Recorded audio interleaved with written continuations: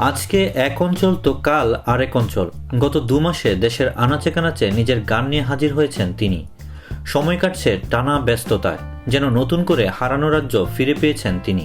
আর সেই রাজ্যে নিজের মতো করেই শাসন করছেন। যার কথা বলা হচ্ছে তিনি মৌসুমী আক্তার সালমা। 2006 সালে ক্লোজ আপ ওয়ান প্রতিযোগিতার মাধ্যমে সালমার আত্মপ্রকাশ ছিল অনেকটা চমকে দেওয়ার মতো। বিচারক ও দর্শক ভোটে শেষ পর্যন্ত চ্যাম্পিয়ন হন সালমা।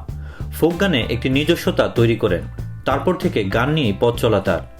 মাঝে সংসার, সন্তান, স্বামীর সঙ্গে বিচ্ছেদ প্রভৃতি কারণে গানে চিরচেনা সালমাকে নিয়মিত পাওয়া যায়নি। তবে গত কয়েক মাসে বদলে যাওয়া সালমাকেই আবিষ্কার করা গেছে।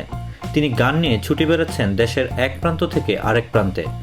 নিজেকে নতুন করে যেন প্রমাণ করার নেশায় বুঁদ।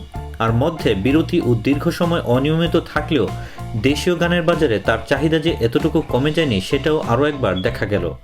কারণ প্রায় প্রতিদিন এখন শো করছেন তিনি। সর্বশেষ জাতির জনক বঙ্গবন্ধু শেখ মুজিবুর রহমানের জন্মদিন উপলক্ষে একটি কনসার্টে গান গেয়েছেন।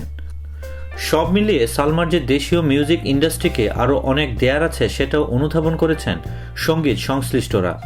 নিজের এমন ফেরা প্রসঙ্গে সালমা বলেন, আমি মানসিকভাবে খুবই বিপর্যস্ত ছিলাম, কিন্তু সবাই যে আমাকে এত ভালোবাসে সেটা জানা ছিল না।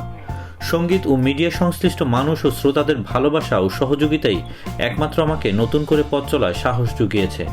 এ কারণে তাদের কাছে আমি ঋণী। এভাবেই যেন সারা জীবন গান শুনিয়ে যেতে পারি সবাইকে, সেটাই এখন আমার সবচেয়ে বড় চাওয়া। এদিকে নতুন গান প্রসঙ্গে সালমা বলেন, কদিন আগেই আমার মাঝি শীর্ষক এক অ্যালবাম প্রকাশ হয়েছে। সেটির সাড়া ভালোই পাচ্ছি। নতুন কিছু গানও করা হয়েছে এরই মধ্যে। আর একক অ্যালবাম নিয়েও ভাবছি। ভিডিও করারও পরিকল্পনা রয়েছে। সবকিছুই স্টেজ ব্যস্ততার পাশাপাশি করতে হচ্ছে। সব ঠিকঠাক থাকলে খুব শিগগিরই শ্রোতাদের ভালো কিছু গান উপহার দিতে পারবো। দেশ বিদেশের নিত্য নতুন খবরাখবর জানতে সাবস্ক্রাইব করে আমাদের সঙ্গেই থাকুন।